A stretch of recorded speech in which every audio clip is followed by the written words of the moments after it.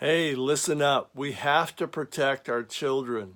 They're being poisoned every day by pesticides, by chemicals in the environment, chemicals in their water. If you saw the latest report that just came out on Monsanto's Roundup pesticide, they found it in over 45 different common foods, meaning breakfast cereals, Cheerios, all kinds of oat products. In fact, I think Quaker Oats had the highest amount of Roundup, which is a glycophosphate pesticide.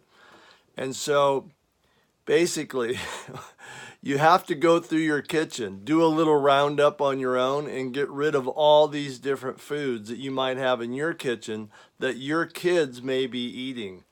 You can find that list at ewg.org. That stands for the Environmental Working Group, ewg.org. And they have a list of all the foods that they've tested that had Roundup pesticide residue in them.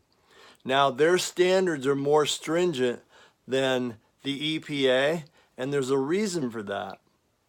It's because children are more susceptible to the damage from toxic chemicals than adults.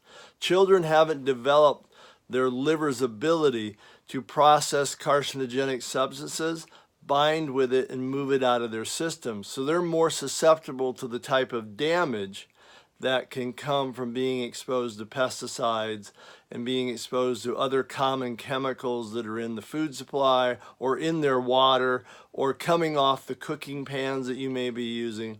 So this is something you really have to pay attention to. You know, in Chinese medicine, they often talk about how a child's digestive system doesn't fully develop until they're somewhere between the ages of 7 and 12. And it's more readily damaged by excessive sweet foods. Now, when you think about that, what that means is this diet that most Americans are on, which is really high sugar, I've always given little kids just juice all day long, is one of the most damaging diets they could ever be on.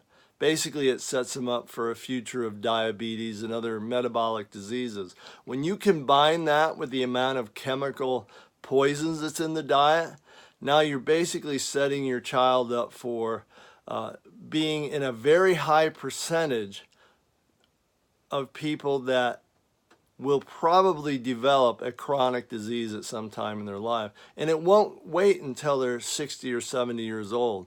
These are things that are happening today to children when they reach 30 to 40 years of age. Everything's being accelerated in this country. We don't know exactly why, but you can easily start to look at all the things that are problems, and one of them is things like Roundup, pesticide exposure in your food every single day, too much sugar consumption, too much of the wrong types of food that don't have any nutrients in it, that actually feed your body's system that runs to filter out carcinogenic substances from your body. If your liver doesn't have the building blocks to create the chemicals that bind with carcinogens, it can't do it. And so you're just setting yourself up for failure. So take a look at that article. I'll put a link in after this video, but it's the Environmental Working Group, ewg.org.